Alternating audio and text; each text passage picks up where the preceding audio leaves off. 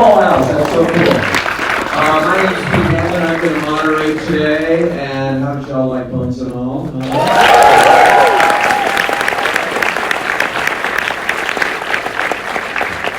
Let me introduce you to the filmmaker. Of course, they've been doing a whole tribute here with American Cinematheque to many of his films, from Call Me By Your Name, Suspiria, I Am Love, Bigger Splash. You can see some of the posters out there.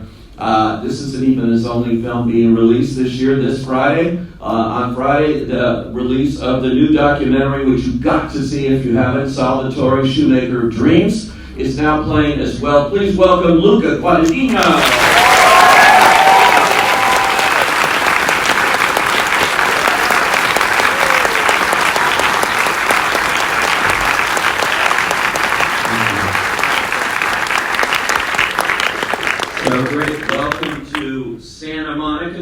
Cinematheque, and it's an honor and a privilege.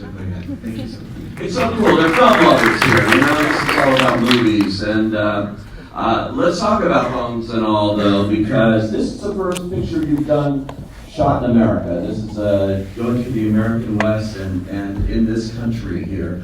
Why now? Why did you decide to make this movie and at this time here in this country? I think, of course, I made out of the imagery of America, of American cinema. I forged my own identity through that, mainly, I would say, and I dreamed so many times to make movies in America. I had the privilege of making movies with America, with a lot of Americans, characters that were American. But I always kind of resisted the temptation of coming to make something here, maybe because I thought I wasn't ready to disappear as a filmmaker into America. I felt probably that the idea of coming here and putting my own gaze upon America could have led me to a scene of hubris that I do not like for myself.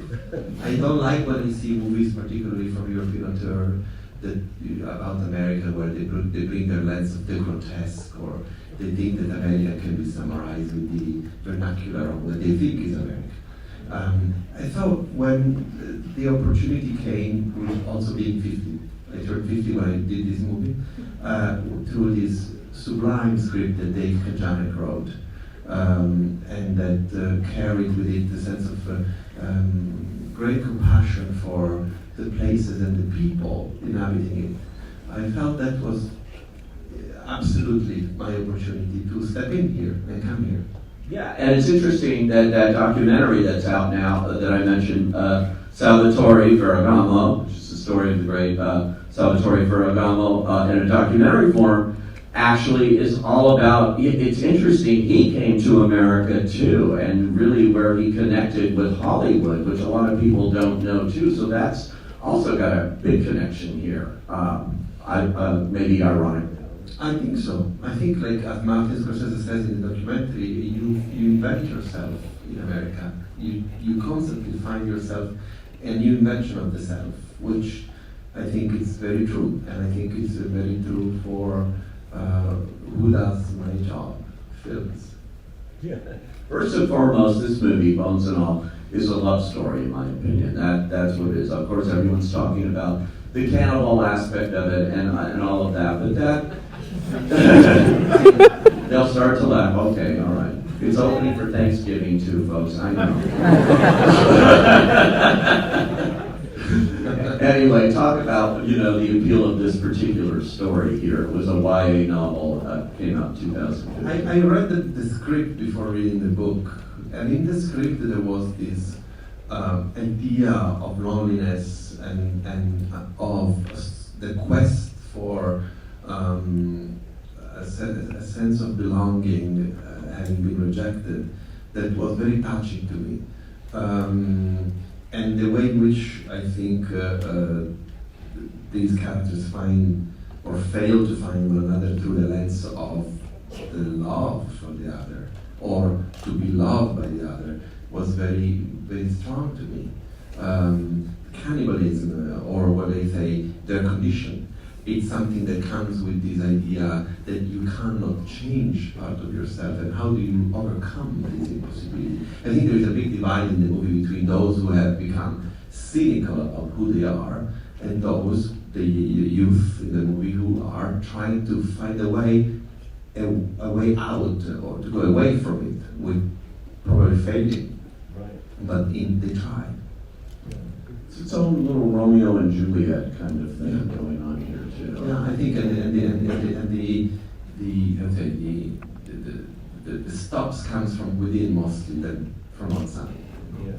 Now, you're also a big horror fan and filmmaker as well, and those elements of this too sort of fit with your filmography as well. Suspiria, which was amazing remake, daring remake too, because I so great. Another great script by Luca Guadagnino. Yes, absolutely. So you feel for that genre for you too? Well, I grew up watching horror movies, and I love the extremities that horror movies can bring you into. Also, I was growing up watching horror movies that were very subversive, and they were really like literally making your mind explode. Like what can you say of things like Romero, Cronenberg, Carpenter, Craven? I think lately the genre has become a bit more conservative, as our times are, and kind of hinging more on the tropes of the genre to kind of dictate a direction that is less freeing than what was coming from the genre before. Listen, I watched Psycho when I was like 10, and I realized that yes, you can dress your mommy clothes and be iconic. And also you can be building a visual architecture out of a murder, which as a filmmaker, I think is amazing, right? Yeah. Oh my God, yeah. You know, that for Hitchcock. Do not translate like he wants to murder somebody. No, I mean, that I think in horror movies, in the best ways, they allow you to be digging down into the unconscious and everything that comes with that. At the same time, it speaks about the anxieties of the times we're living, like The Exorcist, in a way carried a lot of anxieties about the Vietnam War and what was left in America. So I've always been attracted by the genre if the genre can be used for a subversion. Right. exactly. And as you know, as it's used here, you've got to tell me about the casting here, because obviously you had Timothée Chalamet in Call Me by Your Name, and now here he is again. Is this going to be a long-time relationship here with this actor? I think so. I can say it without arrogance. I think we have a very mutual respect, and we are really compelled by one another. And I think the way in which he made me better, it's something that I treasure. And I think that the way in which Timothée has been able to handle the great fame and success that came toward him is quite remarkable. Like, it's not normal that you are such a young man. You have this wave of fame and everybody's interested in you, and yet you're so grounded and you make choices that are really based on the best instincts, which is great filmmakers, great stories, iconic characters, and also taking risks. So I think that Timothée, for me, is a filmmaker that I want to spend time with, and I want to maybe not making movies for a while and then make something else together, because it's great to be around Timothée as a friend and of course as a collaborator. And what was his reaction when you presented this opportunity to him to play this particular character? I had very strong instinct about that, because when I read the script, I think Lee appears in page 45 in this draft that was given to me by Dave, and I kind of immediately felt that in a way the only embodiment possible for this character was Timothée. So I finished the script, and an hour later I called Brian Swarstrom, his wonderful agent and dear friend, and I said, Brian, you should read this, and I think I want to give it to Timothy. And he read it and said, sure, it's great, and give it to him. And he was in Rome because they were really shooting June, so he was close, he was in Budapest, so he came to Rome for a little holiday. I didn't know that though. And we met in Rome, I didn't know that, so I was like, I had to go down. And he was enthusiastic from the get-go. Immediately, he loved the script, he loved the idea.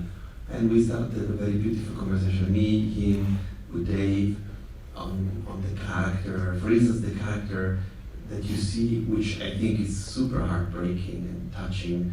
It was a very good instinct he had that Lee should be as lost and as fragile as Maren. He didn't want it to be the heartthrob coming there and like protecting the girl, to actually be as lost as she is and as haunted by demons that are really dooming him. And the way in which he spits the truth to her, it's not spoiling, so the movie. The way he tells her what he's haunted by, which is having had to destroy his father in order to survive and having pleasure out of it.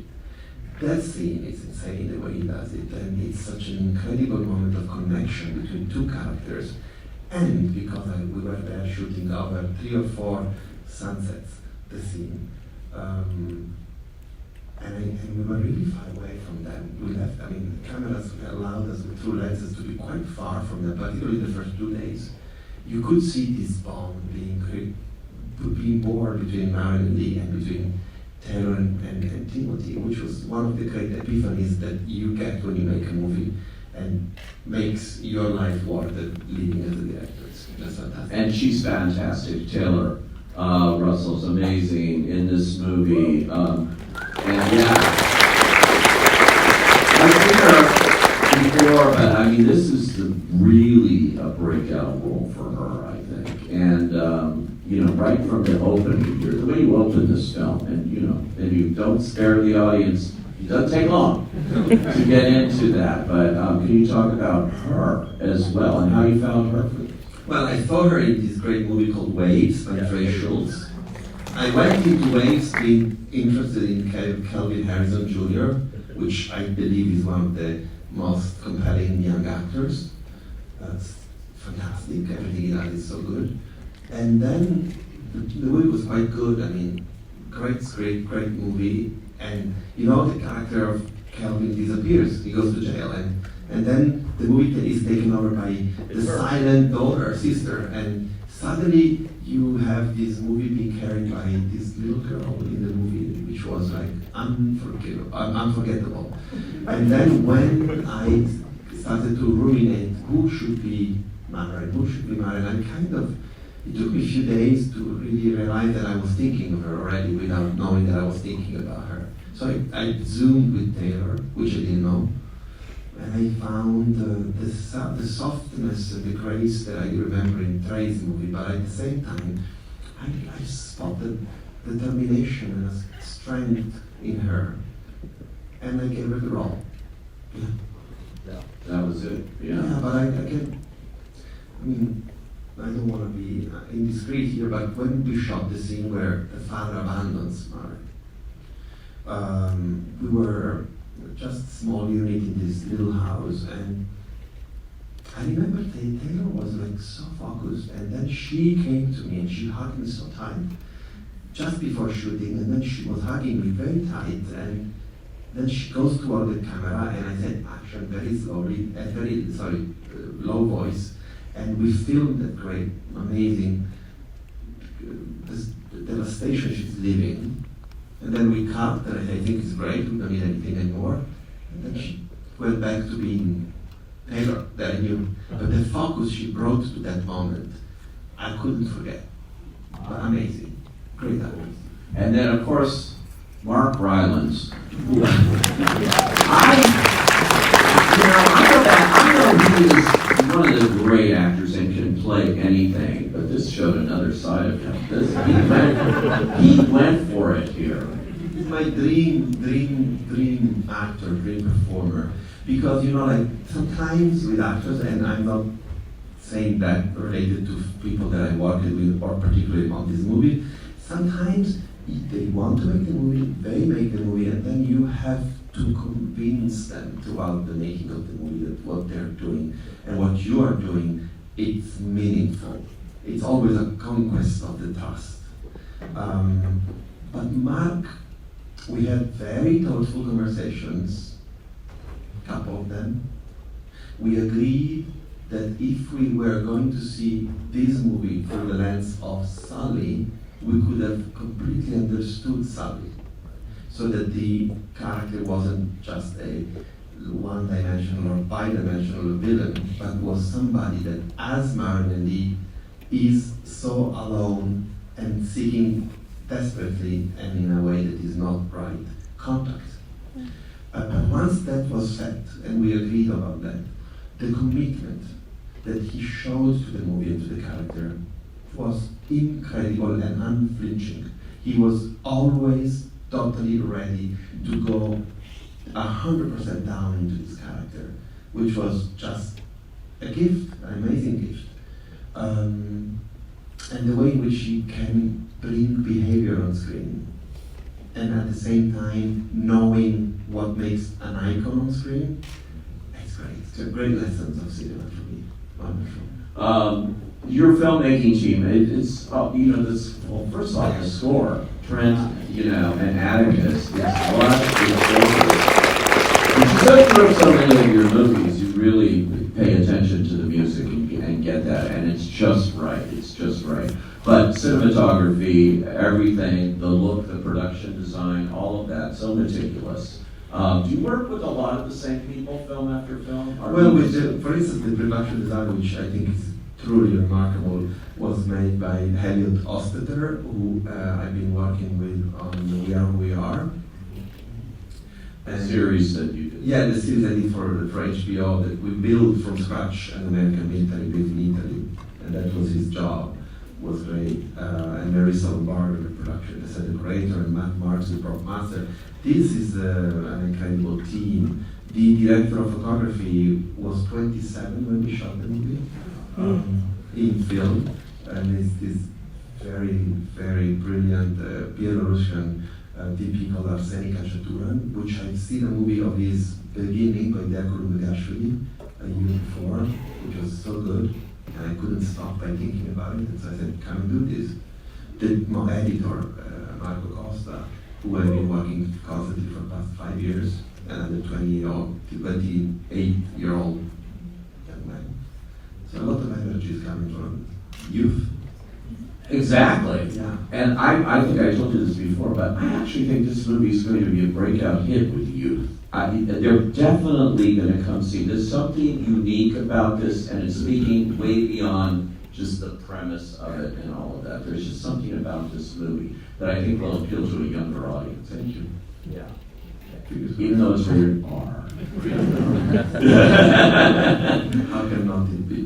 You're sitting here, we're going to get some questions from them, but you're sitting here at American Cinematheque, and they are devoted to all things film and inspiration, the greatest filmmakers. Who are your inspirations? They got you. I mean, you did all these shorts. You have spent your entire life making movies, whether they know the feature films or others or things. You've never stopped.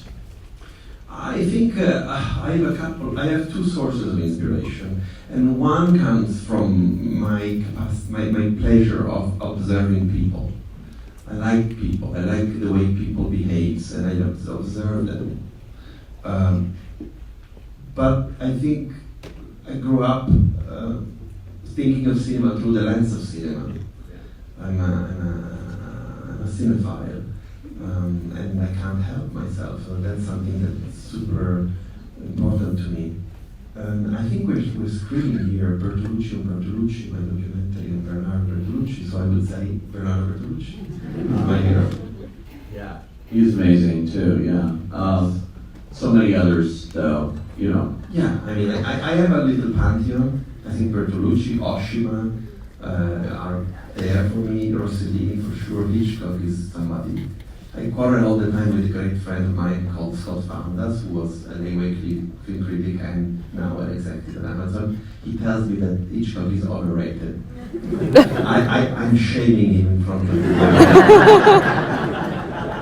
That's great. Okay, yes, right there, go ahead. Thank you for all your films. I love so many of them, and I really love Who You Are, Who We Are. My question is, you have so many like projects I see that you get attached to, like upcoming. But one I was curious about is, are you still working on Scarface? And if there's any like possibility you can give us a little bit of insight into what your perspective of Scarface would be? Okay, well, here comes your question. We're trying to get scoops already from you. Are you still working on Scarface? And oh my God. Listen, it's a great project. It's an incredible, what they call IP. Clearly, this is a very hip crowd. I mean, all right, intellectual property somewhere. Yeah, but I mean, there's a wonderful script, and we'll see. It's something that I definitely wanted to make, and I want to make. We'll see. But I think it deals with with violence, and it deals with the irresistible pull of becoming, and it deals with the fact that you become in this story through extreme violence that is acted out on yourself, on Tony, and from Tony. So it's a strange balance in which you have to show that, but at the same time, you have to root for Tony. So we live in grim, judgmental times. So how can you skate through being lectured because you made a criminal and a hero?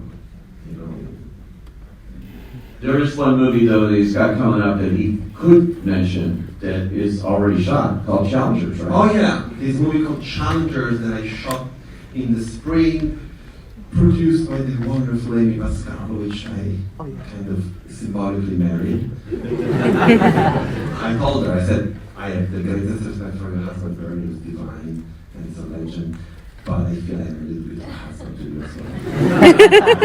White marriage for the obvious reason that you know who I am and what I like in life, but still.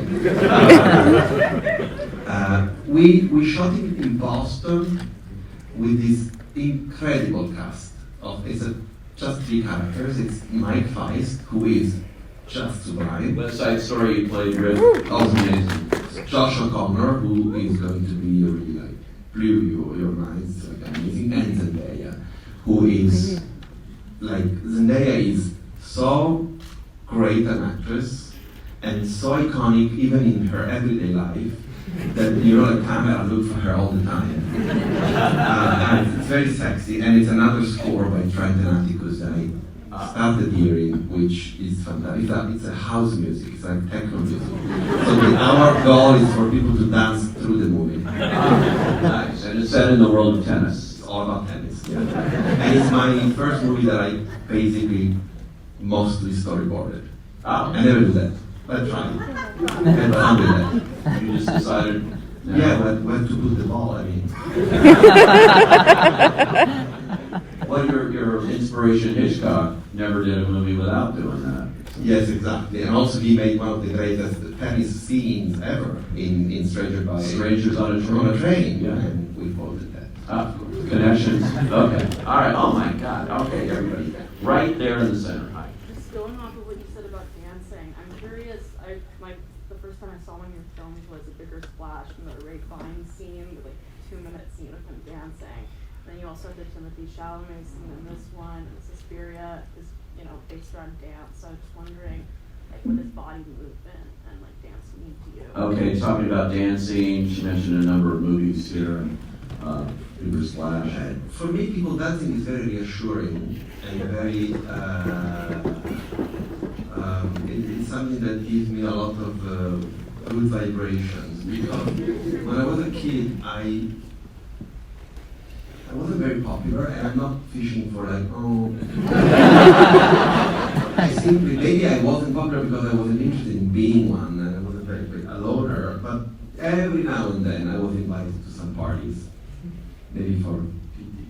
And I was getting into the rooms where, you know, these high school parties, which I think are the same everywhere in the world. And the place that I always looked for was the back of the room, in the couch, being isolated, not to talk to anybody, but looking at people dancing. And that informed my imagery very strongly. So every time I have an opportunity to look at someone dancing in a movie, in one of my work, I think it's great. Why not?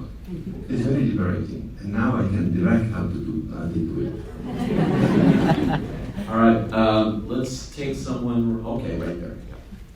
It was beautiful. I loved it. I was wondering if there's a moment, I don't even know if you can answer this, but if there's a moment or a scene or a shot that means the most to you and like touches you the most that you don't want people to glaze over or to miss.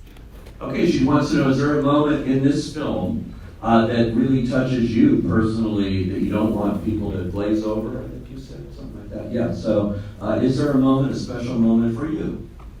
I think, like Pete said it, I think I'm very proud of the beginning. I like these paintings, these alleys in high school. I like that. I think that those are very accomplished moments in the movie. It definitely is. Right in the center of the theater, that's you, yeah. Hi, Luca, I'm a huge fan of your work, especially the sound design in your films, like in Call Me By Your Name and your attention to nature.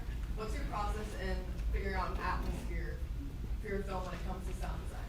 Okay, sound design, she wants to know your process.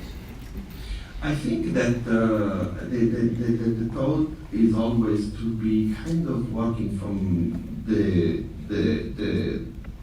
reality of what is on the screen, more or less. There is a moment in the movie where Maren and Sally, they eat Mrs. Harmon. And we look at that just enough, but not too much. But then we cut to the lower floor of the house, and the camera, we look at what has been the life of Mrs. Harmon and her journey, and the family pictures, and you hear the sound of Mrs. Harmon being eaten while we think of what's gonna be left of Mrs. Harmon in the memories of people. I like that moment. I think it was very intimate and quite cool. Yes, right there. Yeah. Timothée and Taylor have like amazing chemistry in this movie, and I think a lot of people have heard like the infamous story of like you leaving Timothée and having to like make out in the grass while like working on Call Me By Your Name. And I'm kind of curious, like what was the process like of like building this chemistry between them, or was it like more organic? We met all together. The question is about the chemistry between Timothée and Taylor on the process of making the movie. We met all together in the Hudson Valley, in the house of one of our wonderful producers team, Peter Spears, who produced and won the Oscar for Nomadland, among others. So we made makeup, hair, costume design test. It was like a couple of days, and I didn't know if Timothée and Taylor knew each other before, but you know, like you do these things, it takes time, and in between a hairdo or fitting, you let them talk. You know, like you make things happen naturally, and I saw that there was a companionship there, and that was constantly growing throughout the process of shooting the movie. So my instinct were, I know Timothée very well, but I had a very good instinct about Taylor as well. So it was good. It was good also with all the rest of the cast, like Jake Horowitz, who plays Boothman, was a great actor who did this great movie, The Bastard Night, and I wanted to work with him. And I wanted to work with him on this, and then Timothée said to me, he's my buddy. We went together at school, at the acting school. So it's everything, goes where it has to go. Toss in there. Yes. Yes, right there. Yeah, I'm curious if you can talk a little bit more about your process for selling, and I'm also curious if you guys had in your head at all Robby Müller and some vendors Great About the question. process, okay. So the process between me and DP are setting a run, and if we had in mind Robby Müller work for vendors, and it's a very good question. I actually remember that I might have told him not to think at Robby Müller's work, because I felt, I mean, it's extraordinary, one of the greatest DP ever, but I felt there was some kind of like frontal quality to the imagery of Wenders Müller that I thought we had to go away from. We had to be restrained. We actually thought a lot about Owen Roizman, a DP that I truly admire, and Vilmos Zsigmond. But because this is set in the 80s, we also looked a lot at Fujimoto work. So there was a strange balance between a very specific and beautiful imagery from the 70s and a very precise imagery from the 80s. And yeah, that was it. And then we, of course, had to work on film with as much natural light possible. Okay, let's see here. Okay, yeah, right here. Mr. Guadagnino, could you talk a little bit about the location of the film, choosing a location for this film, whether it's Panteria, whether it's Milan, whether it's all the different, your films are very grounded in space. For this in the United States, the locations were flawless. Any ideas on how that happened? He's talking about the locations, wants to know how he got these particular locations. I think everything starts from, again, the great script that Dave wrote and the profound insight that he had about the Midwest. He comes from Ohio. Me too. Good. Right. Cleveland, right outside a place called Twinsburg. Fantastic. And so, like, I think there was a lot of knowledge already there. And I know David since a long time, and we've been always talking about Ohio and the Midwest. I mean, Susie Barney comes from Ohio. We had to shoot Ohio for that movie in Germany, yet it was Ohio. And so we made sure that we were shooting at the most in the location, in the places that were described in the script. We had to make sure that we were really precise in that. So we had a lot of decisions to take regarding whether we were going to go 2 hours away from Cincinnati, which were having base camp, in order to get the right place, and we did. So we were really determined to maybe test the right testament to what the story of the place is. Yes, right there. What was your favorite meal you had in the Midwest? What was your favorite? What was your favorite meal you had in the Midwest, other than the meals in the film? You make me sound rude, but I'm Italian and I'm a good chef. So.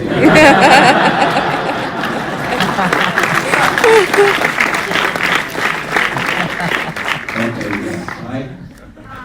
For me, one of the things that makes a good film great is handling of tone. And I thought the tone of this film was just masterful. It really balanced the darker sides with the romance and beautiful cinematography. It also had these incredible moments of subtle humor. And I was really curious about how you do that. Because the humor was 100% in the subtleties, a little piece of flesh falling off of him when he's grabbing the thing from his bag, and her excitement at hearing his first kill with his babysitter as well. Like, the audience just loved it. I'm really curious about how you craft those moments so masterfully in a movie that is otherwise so dark. I love that question because I think it's so important in films. They can fall like a souffle if they're not balanced the right way. She's talking about tone throughout the movie, the humor that comes into it, and how you do that to make it all work. First of all, again, Dave's script. and we share a bleak sense of humor. And Dave is here. What is Dave? Papa! Dave! Come on! Stand up!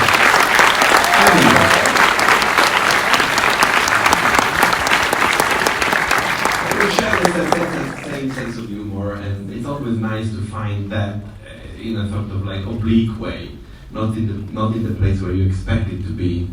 And the same can be applied to the actors. The moment which I completely adore of the piece of thing falling, that is an accident. But Rylance, the way he dealt with that, he did his gesture, which of course he did it. It's incredible. Yeah, magic moments. You know, Bertolucci says always, quoting Jean Renoir, leave the door open to reality on set. And that was a perfect example of that. Another story. We had to have flies after the meal. And there are a lot of rules about animal handling, righteously so, of course. But the flies, I didn't know, are animals. So, if you want a fly, you have to build a huge net around the set so that the fly can perform, then you can get the fly and release it in nature. Otherwise, you are harming the fly. This counts like a $20,000 cost for me. And I introduced in the movie as well, so I said, no way. But we didn't put a fly there. We said, we'll put them digitally even if we hate that. And because they were completely covered with corn syrup, flies came anyways.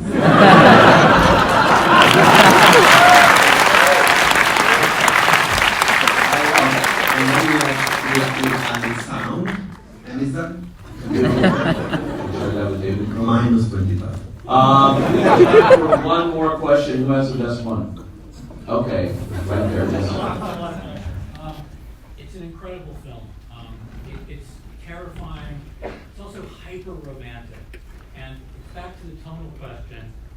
What was difficult for you or challenging in terms of shaping it tonally? What were your concerns about overdoing it in one direction or another? What kind of concerns did you have finding that song? Okay, did you have concerns? And he says, what kind of, about shaping the stone? I think we had a sort of red thread concern, if you want to say concern, about a storyline that eventually didn't make the cut. Because there was a moment in which the characters meet this wonderful freshwoman, let's say, going to the university, and they steal her identity to become people. But that meant that they had to purposely kill the girl, and suddenly they became criminals. And that was a long conversation that started on the page, progress on set, even shooting the scene, and then when we edited it, which was quite great, it changed completely the dynamic of who Marin and Lee were. And regretfully, we had to remove the scene, which was played by the amazing Francesca Scorsese, which I adore, and she's fantastic. But the movie needed that, so I'm candid in this answer because the question was great. Thank you. Well, we're happy for what's in it, and this film opens very shortly. Everyone's going to be able to see it, so we hope you'll tell everyone you know. And let's thank Luca for coming out today.